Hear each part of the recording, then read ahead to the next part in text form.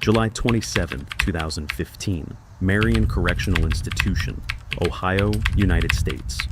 Gene Brady, the prison's IT technician, follows a network cable down the third-floor hallway. Something strange has been happening lately. A computer on the network is consuming too much bandwidth, and the login it's using belongs to Ray Canterbury, an employee who wasn't even working on those days. Brady arrives at a training room. The cable disappears inside a broom closet. He opens the door, looks up, removes a panel from the false ceiling, and it freezes. There, on two plywood boards, are two complete computers, monitors, keyboards, power cables connected to the prison's electrical grid, network cables connected to the Ohio Department of Corrections system.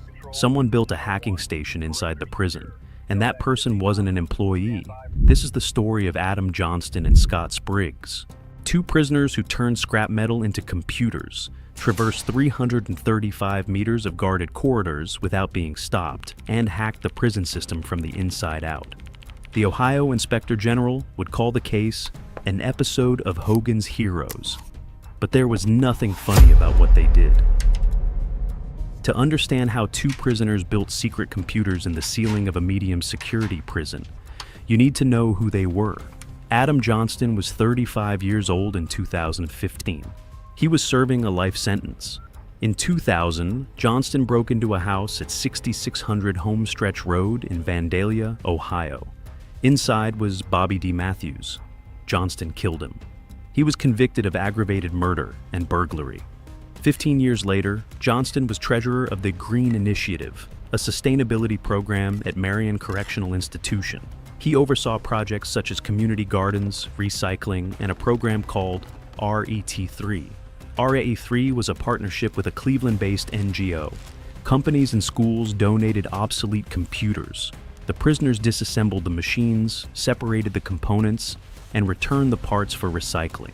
The idea was noble: to teach technical skills to prisoners, prepare them for the job market, and reduce electronic waste. Johnston saw something else. He saw an opportunity.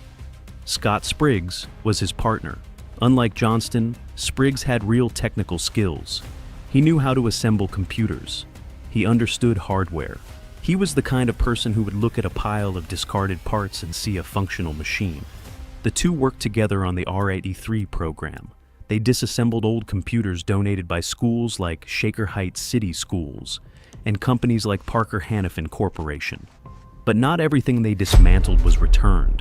The plan was simple in theory, impossible in practice. Or it should be. Spriggs started taking parts apart. Motherboards that still worked, processors, RAM, hard drives, power supplies. Everything that arrived broken but not completely dead. Piece by piece, component by component, he assembled two complete computers. They weren't sophisticated machines. They were digital Frankensteins, stitched together from technological corpses. But they worked. The problem was what to do with them. Building computers inside a prison is one thing. Using them is quite another. You need electricity, a network connection, and a place where nobody will look. Johnston solved all three problems. First, he identified the location. A training room on the third floor of the administrative building. It had electrical outlets, it had network connections, and it had a broom closet with a removable false ceiling. Second, he gained access to the credentials of Ray Canterbury, a retired employee who now worked as a contractor, overseeing the Green Initiative program. Johnston simply looked over Canterbury's shoulder as he typed the password. Basic social engineering, no technology required. Third, and most impressively, he transported the computers. From the RET3 laboratory to the training room was 335 meters. The path went through a gate with a metal detector. It passed guards. It passed cameras. Johnston placed the computers on a cart and simply pushed it. Nobody stopped him. The regular guards don't even stop you, Spriggs would later explain to investigators. They know you. 335 meters, metal detectors, armed guards, and two complete computers passed through as if they were cleaning supplies. Once in the training room, Johnston got to work quickly. He removed the false ceiling panels. He placed two plywood boards as a base. He positioned the computers. He connected the power cables to an extension cord that ran down the wall to an outlet.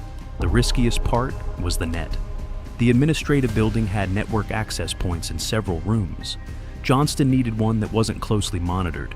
He found a network hub in the training room itself. Port 16 was free. He connected an Ethernet cable. He climbed up through the ceiling.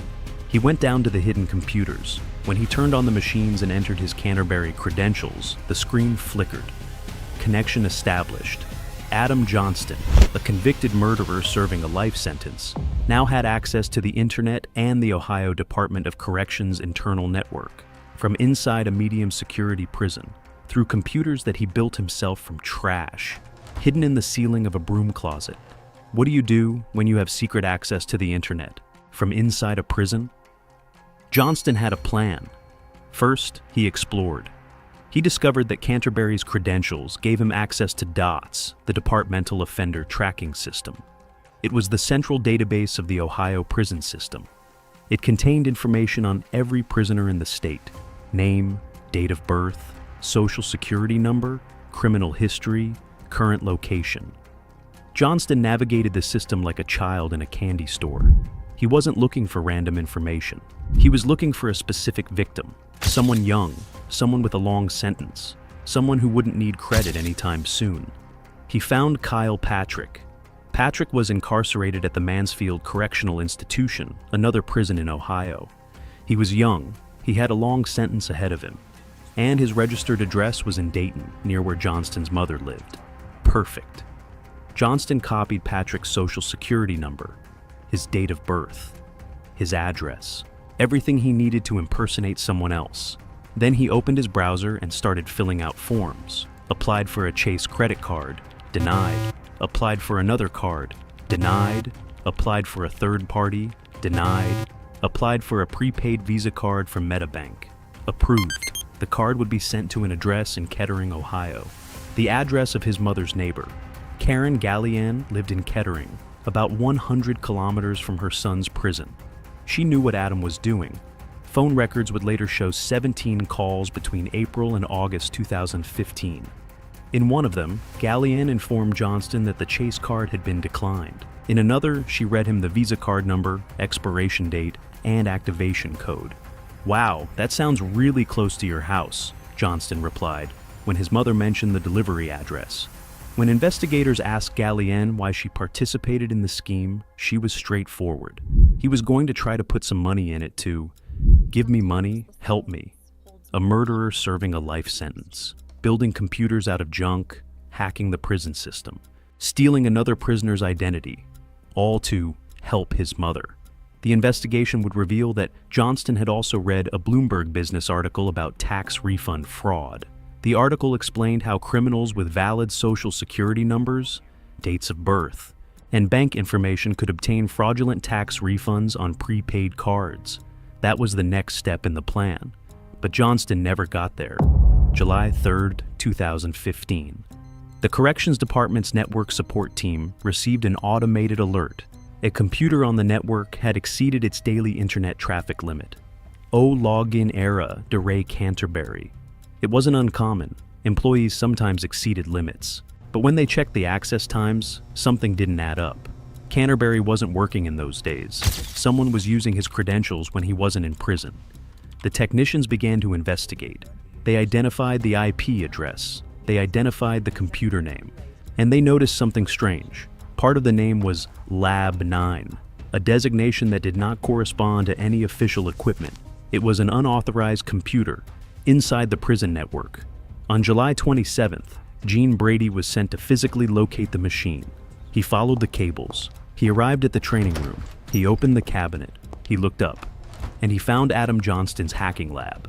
The investigators removed the computers and sent them for forensic analysis. What they found painted a complete picture of the operation. The hard drives contained logs from DOTS, the prisoner tracking system. Johnston had researched dozens of profiles before selecting Kyle Patrick. Applications for 5 credit cards, all using Patrick's information. The Bloomberg article about tax fraud, hacking tools. Not sophisticated software, but basic utilities for exploiting networks and bypassing security. Pornography, movies, TV series, music, And something even more disturbing, articles on how to manufacture homemade drugs, plastics, explosives, and counterfeit credit cards. There were also records of security passes. Johnston had used the computers to issue authorizations that gave him and other prisoners access to restricted areas of the institution. Another prisoner, identified only as Cooper in the documents, admitted that Johnston downloaded pirated content for him. Cooper then sold movies, TV series, and music to other prisoners.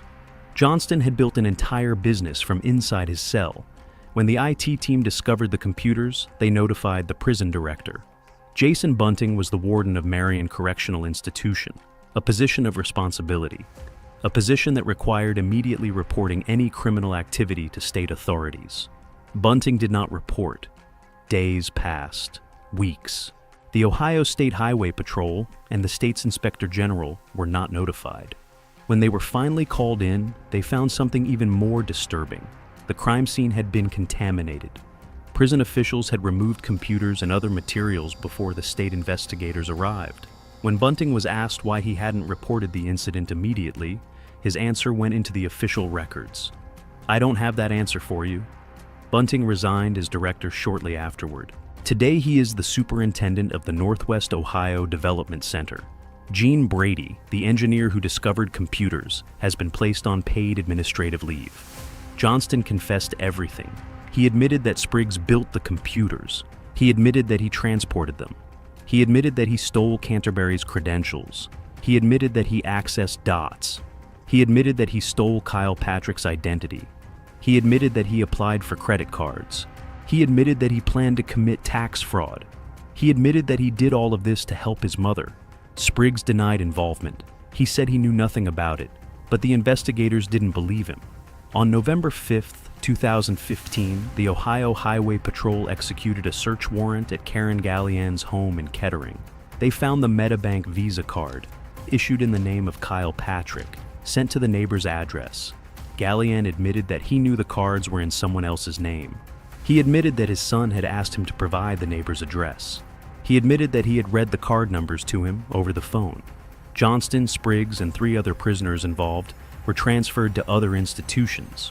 All were prohibited from using phones or electronic devices. The final report from the Ohio Inspector General was sent to the Marion County Prosecutor and the Ohio Ethics Commission for consideration.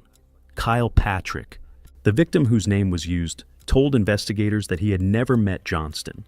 He had never been in the same prison as him. He had no idea that his identity had been stolen by another prisoner. Inspector General Randall J. Meyer's report was devastating. It surprised me that the prisoners had the ability not only to connect these computers to the state network, but to build them, Meyer told the press.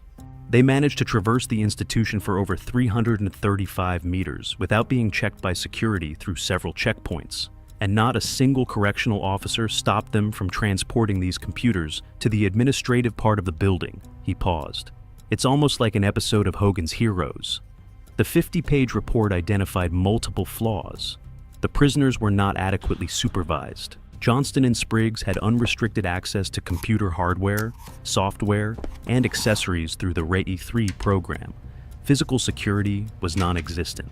Johnston walked through metal detectors and passed guards pushing a cart containing 2 complete computers.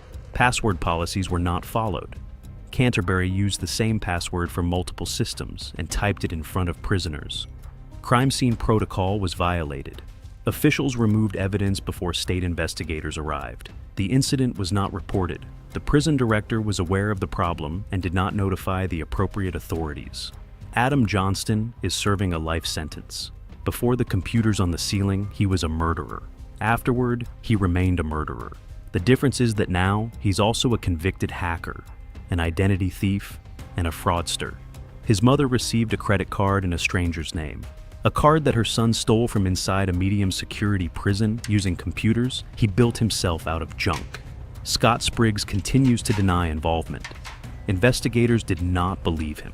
Kyle Patrick discovered that his identity had been stolen by someone he had never met, from a prison he had never been to. Jason Bunting resigned as director. He never explained why he didn't report the incident. And the RAE-3 program continues to operate. Prisoners in Ohio are still dismantling old computers as part of their rehabilitation. Marion Correctional Institution has implemented new security measures. There is now more oversight in the retraining program, more checks at control points, more network monitoring. But the question remains, if two prisoners manage to build computers from scrap metal, hide them in the ceiling, hack the prison network, and steal identities for months without being detected in 2015, what is happening now that we don't know about?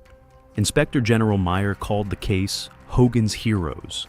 But Hogan's Heroes was a comedy about prisoners of war outsmarting incompetent guards. This was a real prison with a real killer committing real crimes. And for months, nobody noticed anything. There is a cruel irony in Marion's case. The RET3 program was created to rehabilitate prisoners, to give them useful skills, to prepare them for a productive loss after release. Adam Johnston will never be released. He is serving a life sentence for murder. But he learned skills in the program. He learned about computers. He learned about networks. He learned about systems, and he used those skills to commit more crimes. Rehabilitation gave him the tools. Lack of supervision gave him the opportunity. And his own nature gave him the motivation. He said he did everything for his mother. Perhaps it's true. Perhaps a man serving a life sentence for murder really did want to help his mother pay the bills. Or perhaps he simply wanted to prove that he could. Even locked in a cell, even watched by guards, even surrounded by walls and barbed wire, he could still beat the system. For a few months, he won. He built computers out of junk. He hid them in the ceiling, he hacked the network, he stole identities, he applied for credit cards, he planned tax fraud, all this from inside a medium security prison. He only got caught because he used too much bandwidth.